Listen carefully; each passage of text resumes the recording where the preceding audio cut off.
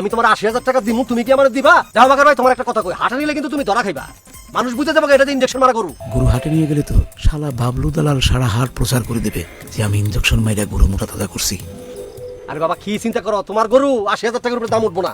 ঠিক আছে বাবলু ভাই, আমি গরু তোমারে দিয়ে দিলাম, তুমি নিয়ে যাও।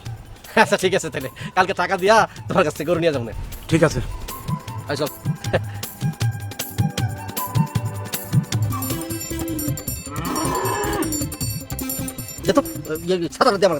না ওস্তাদ আমার কাছে থাক, আমি ছাতা ফুটাবো। তুই অনেক কষ্ট করছিস, আমি ফুটাই, অনেক কষ্ট করছিস। আমি শিখে পারলাম না গরুর জামাই কেমনে করতে হয়। হ্যাঁ উল্টা-পাল্টা কথা কই, আমার ব্যবসা বাস বাড়াতে দিছস। হ্যাঁ মানুষের পকেটের টাকা কি করে পকেট আনতে হয় সেটা তুই জানোস না। উল্টা-পাল্টা আজ পর্যন্ত আমি শিখে পারলাম না কেমনে করে বিজনেস করতে হয়। আমার রক্ত গরম করে ওয়াস ও কিচ্ছু শিখে আমার লগে থাকে। আব্বা এই বিজনেস শেখার ব্যাপারটা আব্বা আপনি বাড়ির উপর যাই তারা শিখেন, আপনি বাড়িতে দেখেন রাস্তাঘাটে এগুলো দেখলে আব্বা আপনার মানিত থাকবেন, আমার থাকবে না। আর আব্বা একটা কথা কই, এই যে কয়দিন পরে তো কোরবানি, আমার গরুর কি করছেন আব্বা? তোমার গরু তো রেডি। তোমার গরুর হেনে তো গেছিলাম, বিশাল গরু, বাজারের সেরা গরু, ১.৫ লক্ষ টাকা। ইচ্ছা করলে তুমি গরুটাতেই খাইতে পারো। না না আব্বা, আমার গরু দেখা লাগবে না, আপনার প্রতি আমার পুরো কনফিডেন্ট আছে। আপনি হচ্ছেন গরুর দালাল, মানে সরি আব্বা, আপনি গরু সম্পর্কে হলো বিশেষভাবে অভিজ্ঞ জ্ঞানী, মানে গরু বোদ্ধা। আপনি যে গরু দেখছেন এটা আমি নিশ্চিত যে এই অত্র ইউনিয়নের সবথেকে ভালো গরু আপনার জন্য নিছেন আব্বা, আমার আপনার প্রতি আস্থা আছে।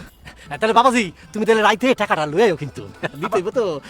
সকালবেলা তোমার গরু চলে যাবো তোমার বাড়িতে। আব্বা ওই যে একটু কম টম নাকি ১.৫ লক্ষ টাকায় বাজার খালি তুমি আমার জামাই বইলা এই দামে পাইতেছো। ২.৫ লাখ টাকা বাজার দর, আমি তো কমাই মমে আনছি সিস্টেম কইরা।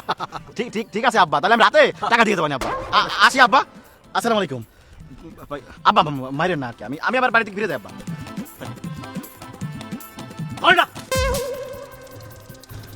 ওস্তাদ বুঝলাম না, গরুর দাম করলেন ৮০,০০০ টাকা, জামাই থেকে নিতেছেন ১.৫ লাখ টাকা। মানুষও শুনলাম যে জামাইরে যৌতুক দেয়, আপনি তো উল্টা জামাই থেকে যৌতুক নিতেছেন।